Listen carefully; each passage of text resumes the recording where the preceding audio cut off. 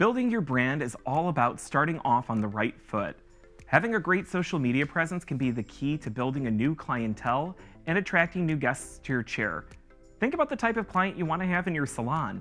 Do you love bright, bold, vivid fashion colors?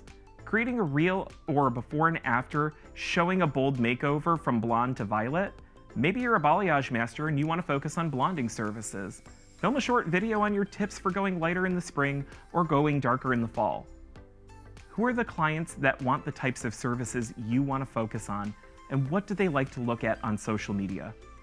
Think about creating content that really represents who you are as an artist and the type of services you love. If you are in a private suite, feature a short video tour of your space. Show off your suite. Let them see what kind of experience they'll have in your salon from start to finish.